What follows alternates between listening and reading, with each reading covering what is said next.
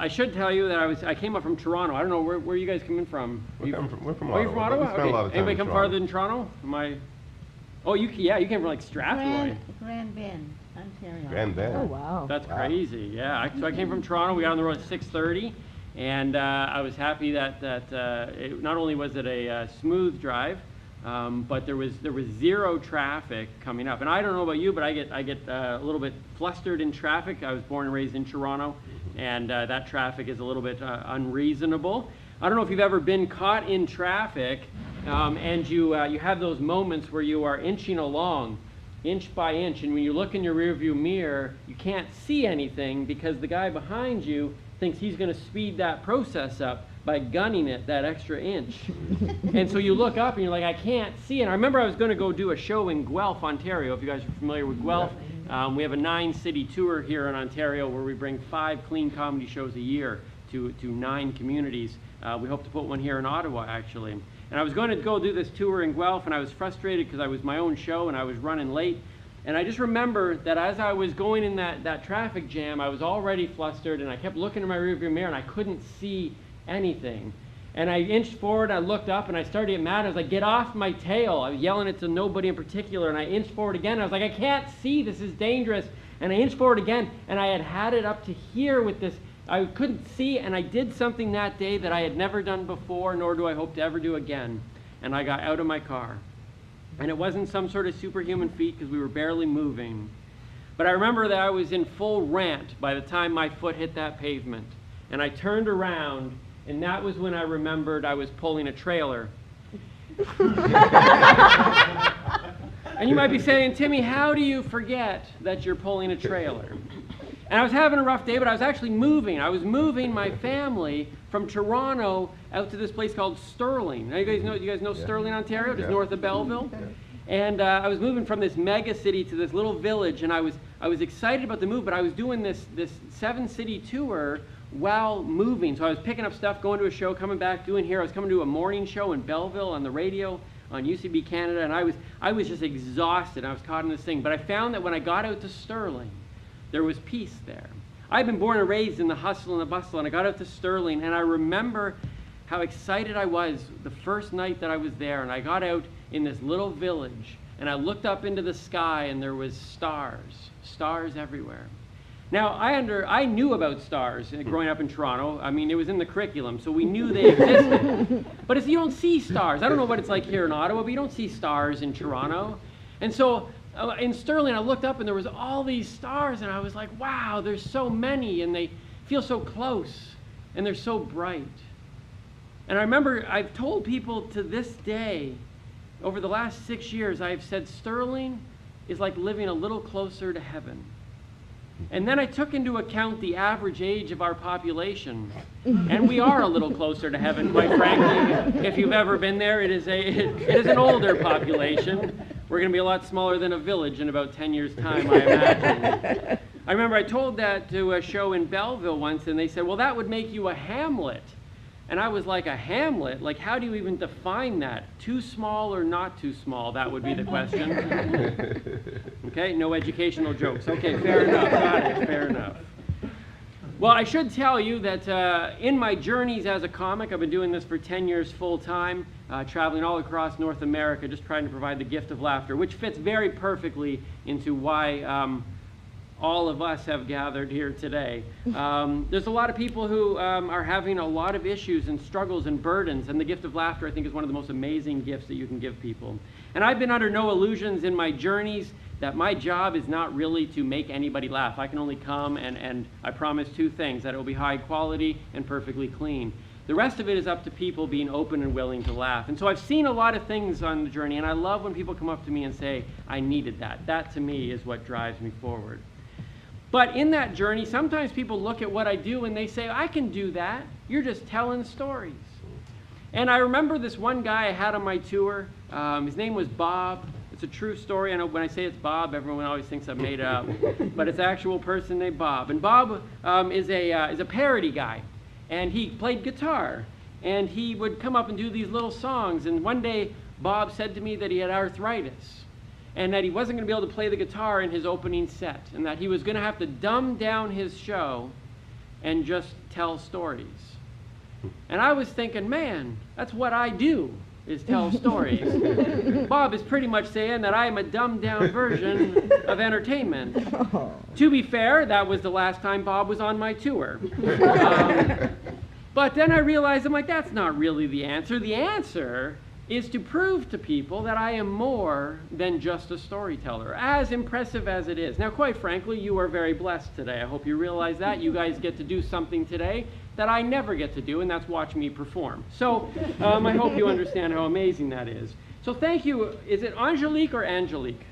Angelique. Oh, look at that spotlight coming back at you. So I've been trying to show people that I'm a more well-rounded entertainer. And so I appreciate that you're trusting me with this instrument here. Now, I don't really know how to play it, but that doesn't really matter. The point is that in this journey, you will see that I don't have to have previous practice. I can just develop a skill set as I go. I should tell you, okay. Sounds about right. All right. I should tell you that just in case people are wondering, I have not always been what the French like to call the magnette de chick. There was a time back in elementary school when I had the legs de chicken. It was not a big draw for the ladies. Except for this one girl, she expressed a lot of interest in me, and then I found out that her father owned the KFC. Which made me a little uncomfortable. But being uncomfortable was just part of growing up, you know, and I often wonder, you know, it's like here I was, this scrawny little boy with this bowl haircut and buck teeth, and it was not a good look all around, but I remember the bowl haircut was fascinating. I mean, the buck teeth I couldn't do anything about, but the bowl haircut was pretty interesting because my mom knew that I was so thin that if my hair was longer on any given side, I would tip over in the wind, and so she just balanced it all out, so it's a good mom. But I remember, though, that it was also a painful experience being as thin as I was. My mom liked to use something called the wooden spoon. Are you familiar with the wooden spoon at all? No one? Yes. Oh, a few of you? Okay. Well, I usually perform in front of a younger crowd sometimes, and there's always this young child in the crowd that looks at me weird, and they don't understand the wooden spoon stories. Now, I'm a parent. I have 3 children, 2 of which I love, and you can edit that out of the video. I'd appreciate that. Parents have favorites. They just don't want to admit it. But here's the thing. The thing is that I realize that not every kid understands the wooden spoon thing. In fact, in Canada, we are not allowed to use the wooden spoon in that particular capacity that I'm familiar with, very familiar with. And I'm not so sure that's a good thing, because I read a stat recently.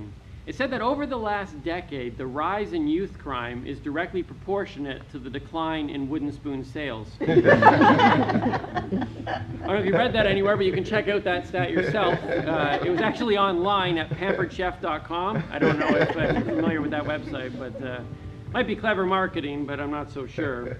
Because the spoon made me a better person, quite frankly. It made me a faster person. It made me a better runner. I think things would have been very different for me on my high school track team if instead of someone using a starter pistol, they just open up a kitchen drawer. I would have been out of there so fast. Only kid running down the track screaming, "I do." I'd be winning is what I'd be doing. And people would be shocked too. They're like, how in the world is he doing so well with such an unorthodox running style? But anyways, I wasn't much of an athlete at all growing up. I did excel in other arenas. 3 years in a row at my high school science fair, I won first prize, best skeletal system model. Didn't even build anything, just showed up. Blue ribbon. But what I lacked in good hair and straight teeth and muscle mass and a relatively strong bladder, I made up for with a little gift, a talent, if you would. And everybody in here has a gift. Did you believe that? Yes. Yeah. Okay, all right. So everybody here has a gift. I have a little something to contribute to the common good. I have the gift of sarcasm. Anybody else have the gift of sarcasm? No, just me? All right, this is going to go well then. This is going to go very well. The gift of sarcasm is a tremendous gift, quite frankly, but it's not well received by many. One of the occupational hazards of a sarcastic individual are the black eyes. And I have healed up quite nicely, actually, from a cracked orbital bone recently. You can't even tell. But I remember the time came that I was going to have to quit sarcasm, give it up cold turkey. And I don't know if you've ever had to quit anything. It's very difficult to quit things in general. But sometimes you got to go to extreme measures. Like, for example, smokers. When they got to quit smoking, sometimes they have to remove from their life all the other smokers, right? Because whenever those people are around, they feel the need to light up. Well, when you're quitting sarcasm, it's very similar. In order to be truly successful at it, you need to remove from your life all of the morons. Because whenever they're around, you feel the need to light them up, which is not good, so they say. Well, I'm 38 years old and still sarcastic, so what does that tell you? Number one, I have very few friends, and number two, I look awesome for 38. Thank you very much. It tells me that my environment actually has not changed. I find myself daily surrounded by individuals that do and say things that seem to be completely void of any thought process. The medical community now refers to these people as being logically challenged. Used to be just call them stupid, but you can't.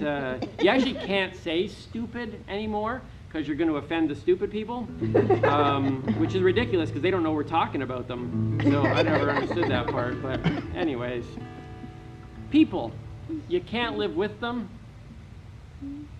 Can't live with them. So now that you know I can play guitar as well, we can move on to some other stories. I was down in Newfoundland a little while ago. Anybody here been to Newfoundland? Yes. Yes, you have? Newfoundland is one of the most beautiful places that I've ever been, other than here tonight. Newfoundland has the green hills, right on the ocean, the rock paths. It's amazing. But then you put the people in the mix and everything kind of goes a little bit weird. But I was down there for a 25th wedding anniversary. And I personally think 25 years at anything is a special milestone. And so, I thought you were about to put a detonator down. I was a little bit disturbed. I'm like, now I know why we're all been brought here, Dan. Let's get rid of the top talent in Canada with one push of the button. All right. So I was down in Newfoundland for this 25th wedding anniversary. Now, I was really excited to go down there. I went into the bathroom, which is something I'm apt to do on special occasions. In fact, I went tonight, or this afternoon. Wow, I don't normally have an afternoon show. So anyways, I went into the bathroom, and in this Newfoundland washroom, there was 2 urinals, 2 sit-down toilets, which is awesome because I don't like lineups and I love options. So it was like a win-win. But there was no barrier between the 2 urinals, which is a little bit off-putting sometimes. You just go into one of the stalls, which is actually where my problem lied. You see, because the architect of this Newfoundland washroom had decided to take his open concept one step too far, I believe. Because there was, in fact, no stalls. There were no barriers at all, just 4 toilets in this nice little chatty Cathy circle. You know, you're just kind of like, hey, how about those Leafs? Want to pass the paper? I mean, they should have had paper at this end, quite frankly, another design flaw, but we don't need to get into that right now.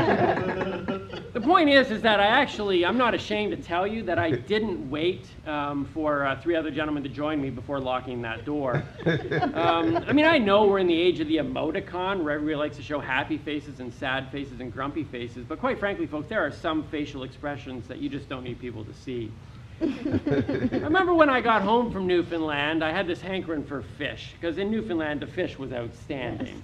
It was beautiful. Now, I was going back to Toronto, where I was living at the time, and I knew Toronto had fish, because I'd seen them washed up on the shore, so I knew they were there.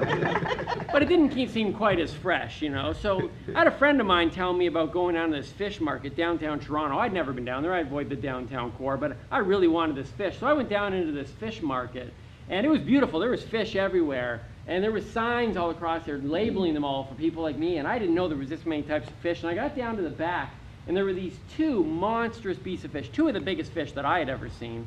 And to this day, I believe that they were carp. Now, I just need to tell you right now that every story I tell you is absolutely true, with huge embellishments. But this one wrote itself. Downtown Toronto, fish market still might be there. I believe that these fish were carp, but here's where my hesitation lies. The sign above that fish tank, in big black bold letters, actually read, "Fresh crap." Which was a rather unfortunate twisting of 2 letters, I believe. And needless to say, I didn't get any fish that day. I went home, and it was made for a great story around the dinner table that night.